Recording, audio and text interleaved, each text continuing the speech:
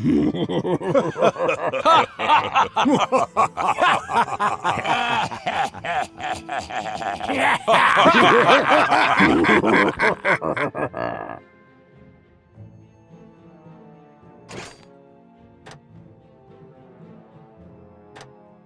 was time.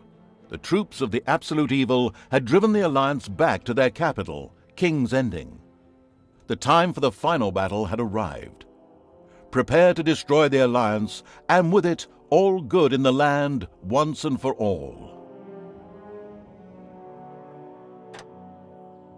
Once upon a time, there was a kingdom full of flowers and rainbows, where the sun shone all the time and there was loads of that goody-goody, lovey-dovey good people stuff going on. There, the alliance of abominably good people lived in unearned wealth and prosperity. But there was a path leading to a different place there. At the end of this path was a rock. There was a cave carved in this rock in which the Absolute Evil lived. It wasn't a grubby, damp cave smelling of muck and mildew, but a deep, dark dungeon, so dark that even darkness itself was afraid of it. It was home to numerous innocent monsters who enjoyed a happy, contented existence, living in complete harmony with their environment. But time and again, the sickening, sweet-smelling good visited this underworld in search of treasure and experience points. Many monsters found this to be the death of them, but much worse, the Absolute Evil's treasures were being stolen. One day, just as a few more heroes had finished plundering its dungeon, the Absolute Evil decided it had had enough, and decided to do something new, something quite monstrous. Go to the surface. The Alliance tried to resist, but the approaching horde just flowed over them like an angry wave of axes, teeth, and bad breath. After numerous unrelenting battles, the Absolute Evil finally stood before the Alliance's capital, King's Ending.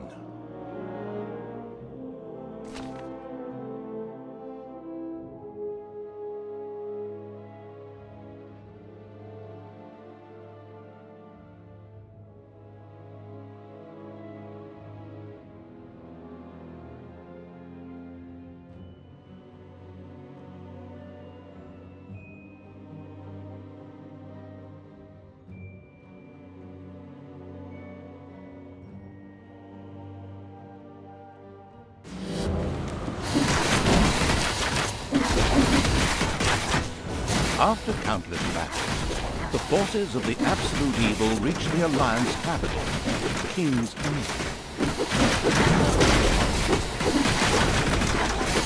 The laughable remnants of the forces of good had come here to make ready for the final battle.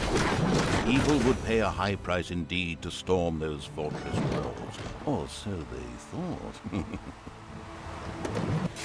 Suddenly, a rumble rose from deep within the earth. Stones burst asunder, revealing an ancient path into the depths. Out of the depths of Stygian darkness arises the invincible evil. With earth-shaking steps, the unstoppable evil began its trek towards the front. In the terribly improbable event that it may have forgotten how that works, a formidable help function has been provided.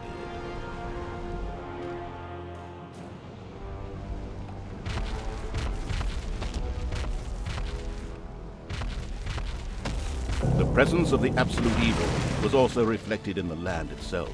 Grass withered, and in places the ground tore open to reveal bubbling lava.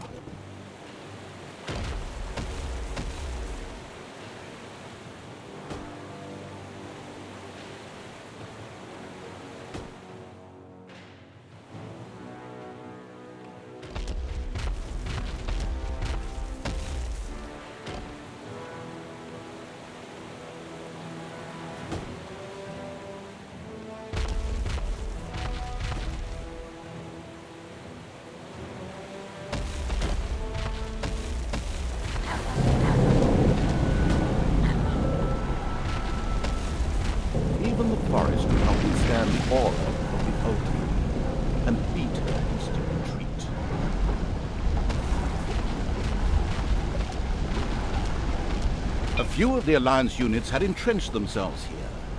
A determined absolute evil marched towards them in order to strike them down with its mighty weapon.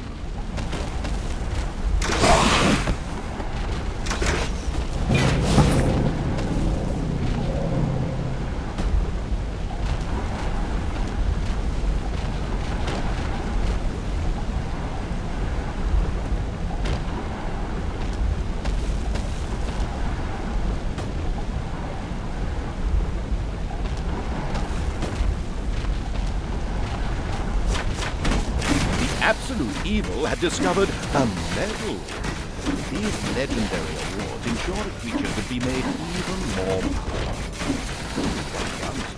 The creature would only wear eyes ablaze with greed, the insidious evil gazed upon the blood-drenched battlefield. Here the last defenders of good would die, and an age of evil begin.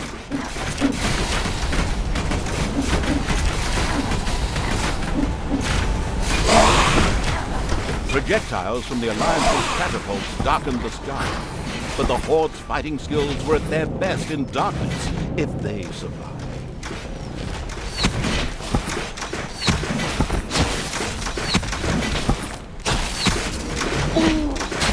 The forces of good never had a chance against the absolute evil.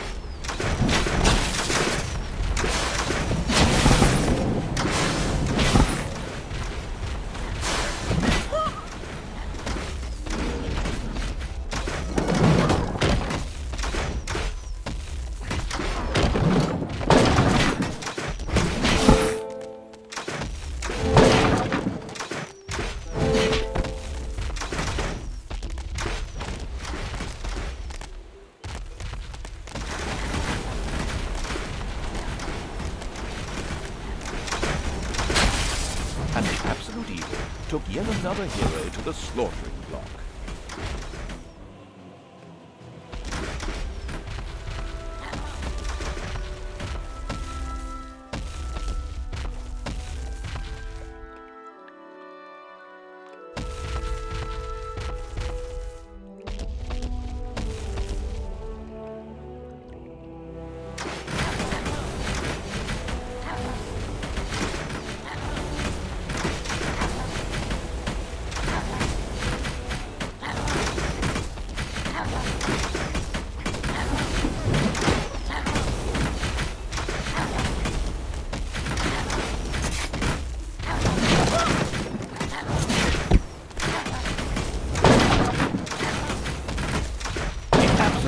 Destroy the defenders' camp in the east with the greatest of ease. Now, only one tiny camp offers any resistance to the absurdly evil. And even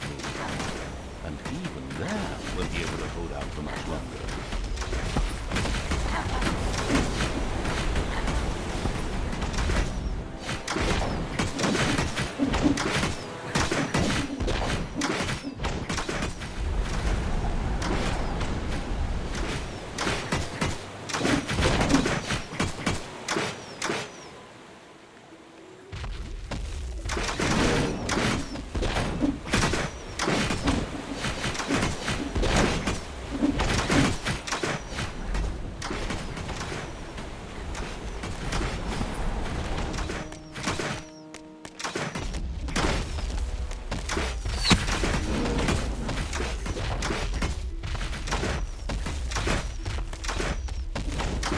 Absolute evil destroyed the defenders' camp in the west with the greatest of ease. The defenders in front of the city had been beaten to a pulp and defeated. Now the time had come to attack King's Ending. The final battle beckoned.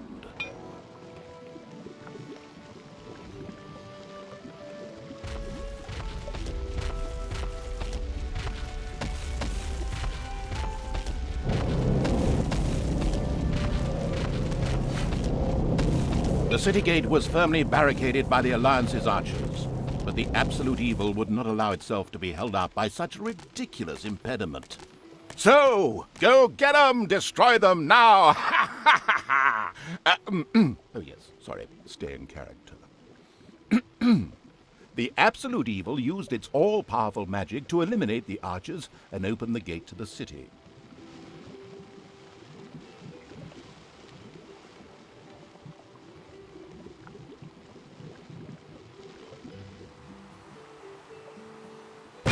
its legend of, wait for it, dairy powers, the absolute evil destroyed the impediment with ease and simultaneously eliminated a whole group of defenders. The road to the capital was now clear. The absolute evil did not hesitate for even 1 nanosecond.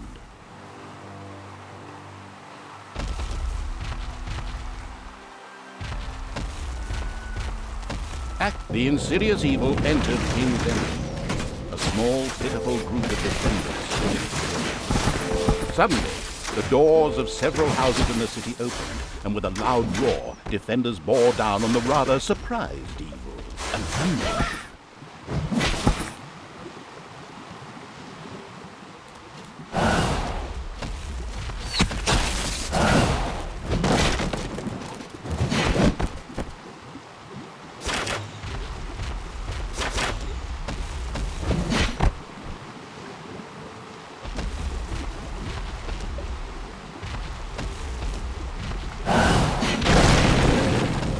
The invincible evil had crushed the defenders. King's Ending had been defeated. At least, that's what he thought.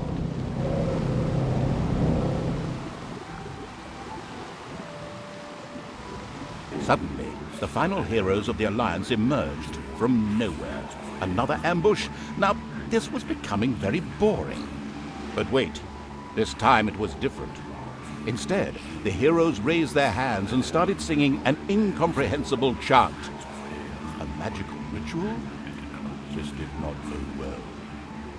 Well, actually, it boded the arrival of good things, great things, unless you happen to be the absolute evil. Somewhere in the depths of the dungeon, the ultimate evil awoke. It did not know what had happened, nor why it had awoken, but it longed for revenge.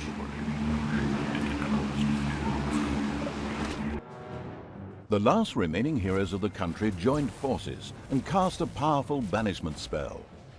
The absolute evil disappeared from sight with a threatening gesture, and a faint whispered, "I'll be back," could be heard coming from its lips. The absolute evil had been banished, and its essence shattered into several pieces. Its reign of terror had ended. The good people of the overworld rejoiced, and an era of peace began for the Alliance. The evil creatures were driven back into the underground, doomed to serve as cannon fodder for pleasure-seeking adventurers. Meanwhile, secreted away in the world's most inaccessible places, the last remains of the absolute evil were resting, never again to see the light of the overworld. Until today, that is. Somewhere deep under the earth, the ultimate evil awoke.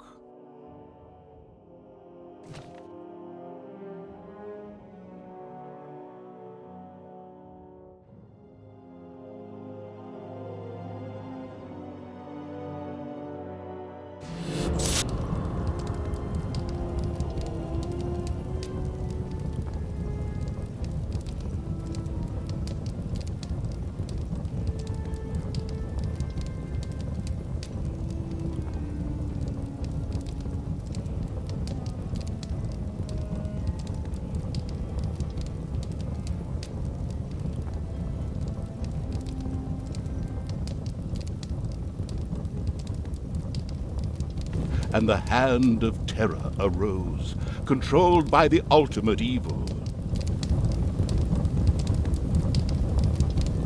Come on, hand of terror, arise, damn you! Methinks that exploring the surrounding area would be a sensible strategy. However, to do this, light would be required. Still not bright enough. An old throne room was revealed by the light. The circumstances remained a mystery. The hand of terror flew through the throne room, following each and every thought the ultimate evil had. After a few flying sessions, the ultimate evil was able to control the hand with ease. The time had come to call forth creatures who were completely devoted to it and would do its dirty work. Little Snots were the dregs of each and every dungeon and spent their time taking care of it. The expansion-mad evil hired one Snot on the spot.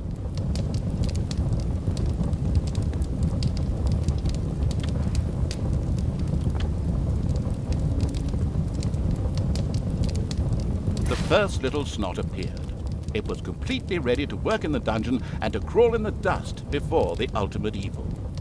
Little Snots were important to the ultimate evil because they took care of many important little things, such as excavating new areas. The psionically gifted evil could sense the presence of something important that was buried to the south. It instructed its Little Snots to dig in that direction. As quick as a fart, the Little Snot made his way to the marked position and began to dig.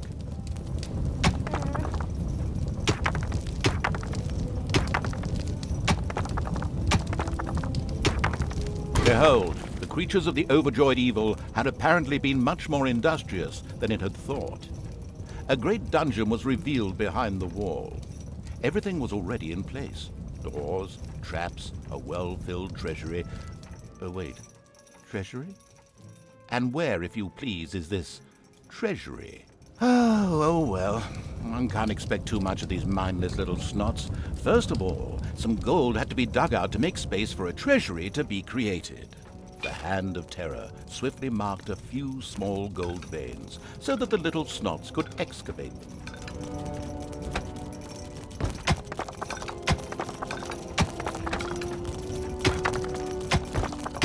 As soon as the gold vein was selected, a Little Snot immediately set out to mine valuable gold for the greedy evil.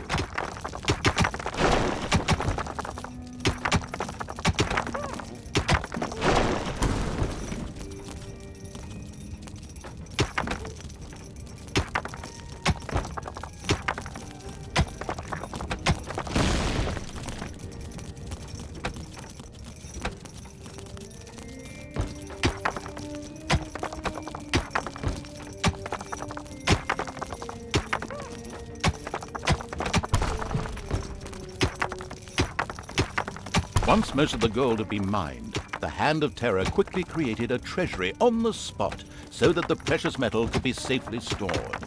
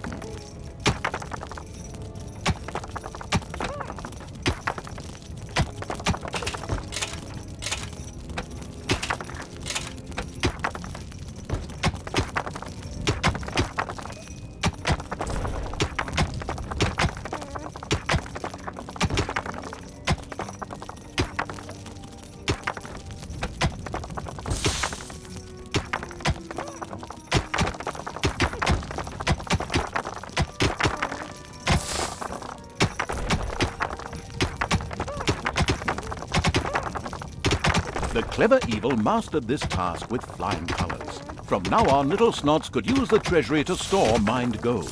It was then at the greedy evil's disposal whenever more rooms needed to be built or new creatures recruited. Little Snots were all well and good, but were too weak and cowardly to defend the dungeon. Since it was not able to defend itself, the ultimate evil would have to hire some orcs. But they would require food. Liquid food. Well, beer to be precise. So the next important thing to build was a brewery. And that would require some space to be created. The ultimate evil had the feeling that its servants were not really putting their backs into the work. Might a hearty slap from the Hand of Terror change that?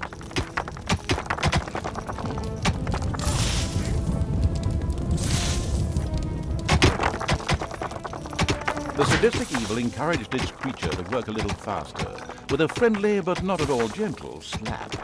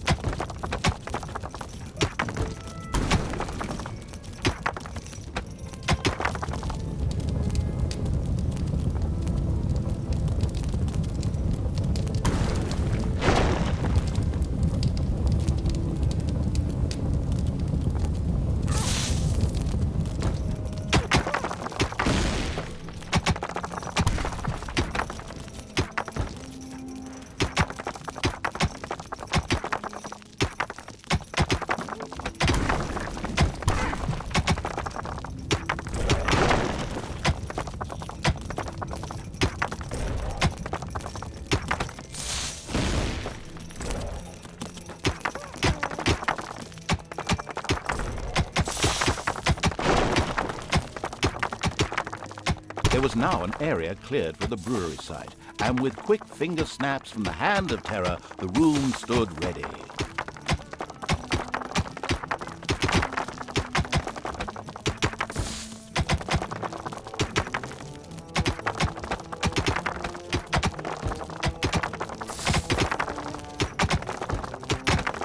Excellent, but the recently built brewery lacked a brewing copper. With a sigh of resignation, the overworked evil set about taking care of that too.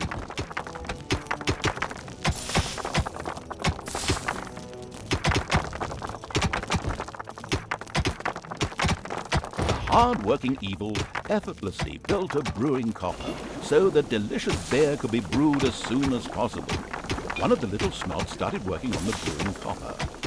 The nostalgic evil banished all thoughts of Oktoberfest and brass bands. Those would have to wait. More important tasks had to be completed first. Both beer and gold were now available in the dungeon, so it was time to hire some creatures to defend against greedy heroes or whatever else snuck around underground. At present, it was only simple orcs declaring undying loyalty to the ultimate evil. The rest of the horde was scattered to the winds.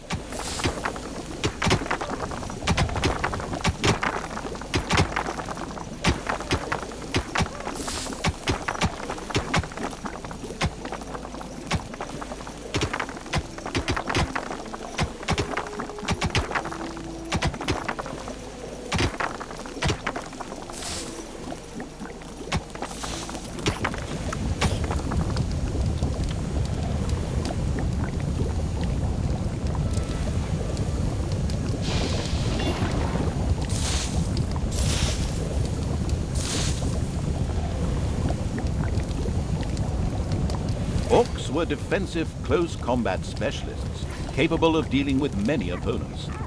However, they were very vulnerable to ranged attacks.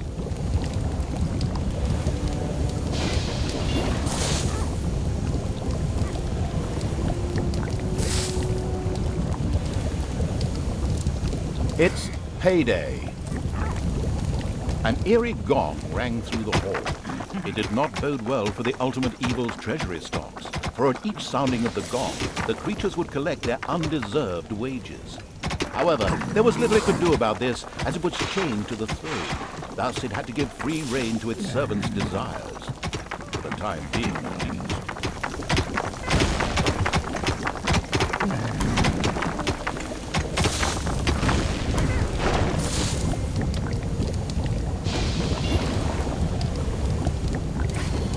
The dungeon of the expansion-mad evil grew and prospered, but unfortunately, it had reached the maximum possible population it could currently manage. Now a creature would have to be thrown into the bottomless pit before any others could be brought in.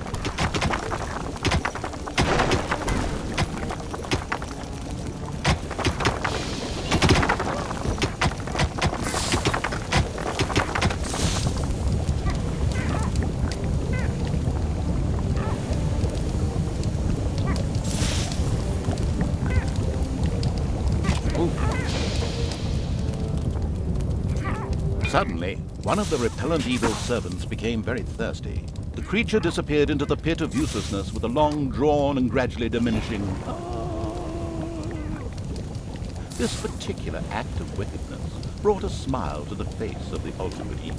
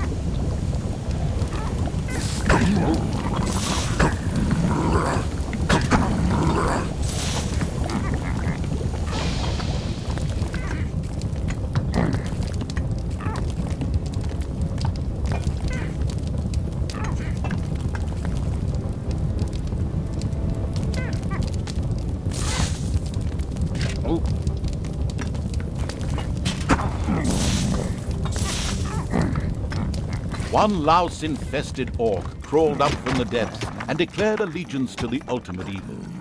The first step towards the creation of a powerful army had been taken. The profound evil had had enough of dungeon sightseeing and now wanted to move to the surface to try a dish that is best served cold. Revenge. Some Alliance members were bound to be guarding the entrance to the overworld. A fine appetizer for a vengeful evil.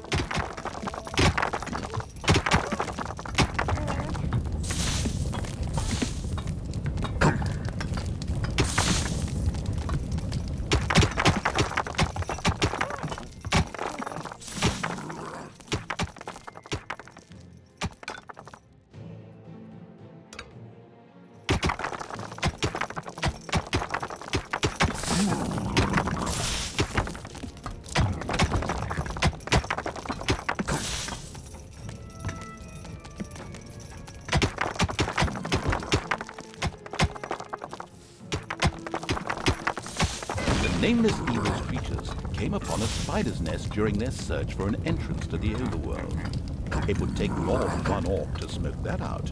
The abysmal evil used the Hand of Terror to grab several of the creatures that were still completely inexperienced at fighting and threw them onto the spider's nest.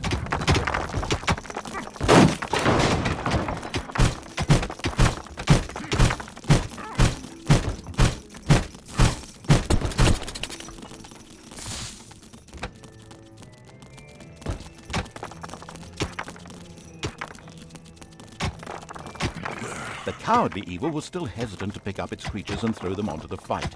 Was there no other way? Could this not be resolved peacefully? Is it not true that violence only breeds more violence? Instead, the peaceful evil now planned to get its troops to make daisy chains. But flowers only grow in the overworld, and for that, it had to get past the spiders.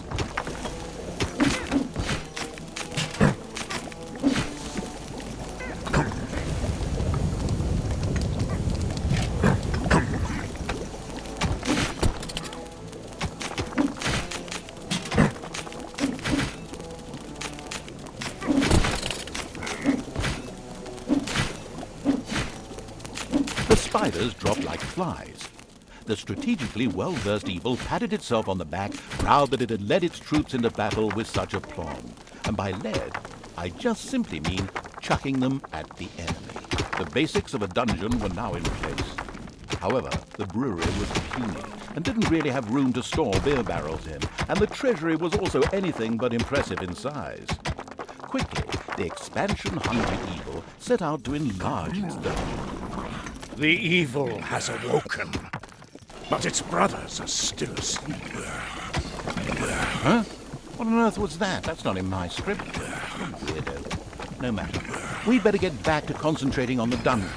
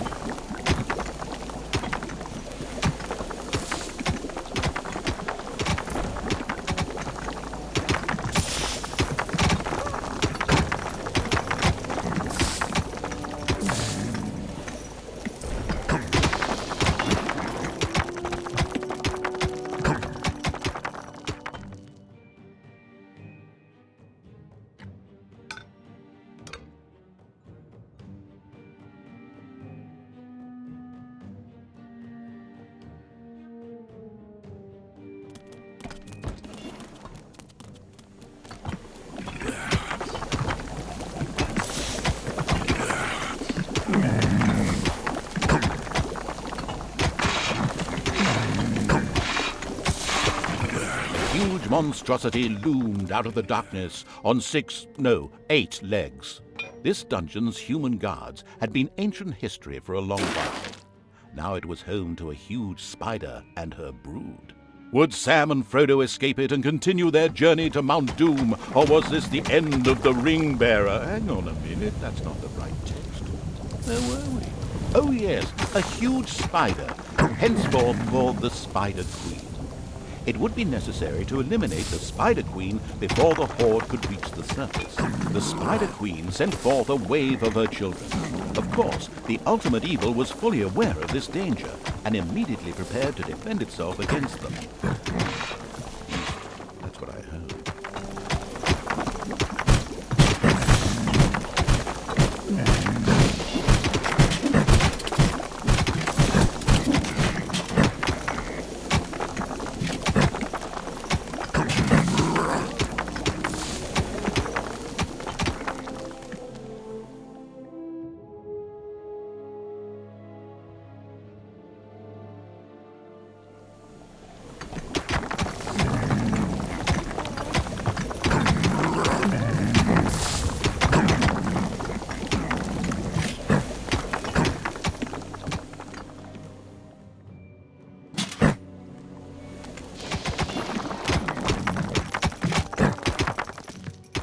And another wave of spiders set out to destroy the ultimate evil.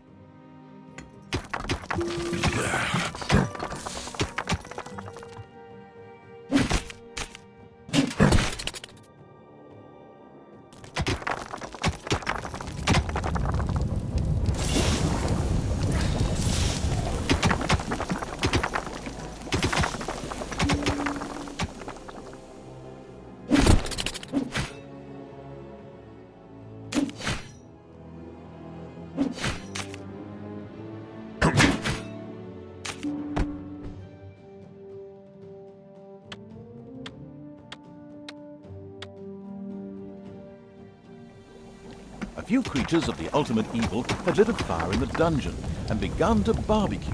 The smell of freshly roasted meat wafted through the underground.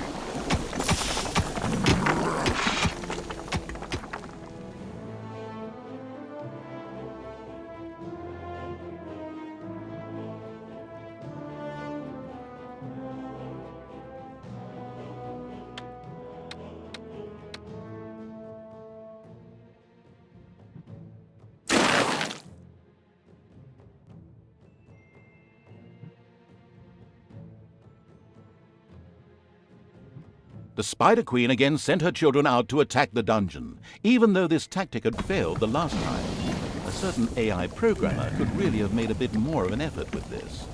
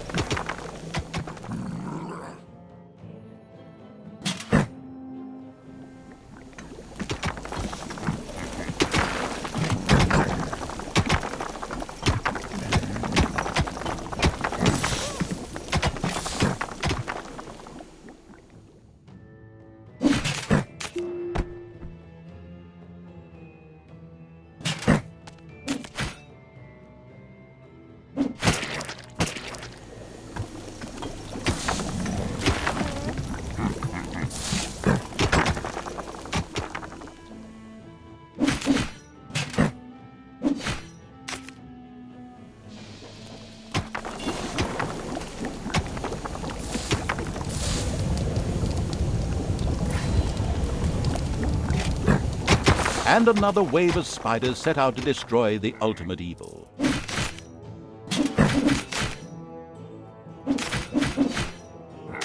The vile perversion, once called the Spider Queen, had nothing more with which she could fight the Horde. Later, the sensitive evil would have her innards made into a lava lamp. The way to the surface was open. Now it was time to put those vengeance plans into practice. The vile evil wanted to take this opportunity to utter a really sinister laugh, but unfortunately, its physical state made this unviable. Instead, it asked the narrator to do a bit of sinister laughter on its behalf. Oh well, here goes. Deep breath.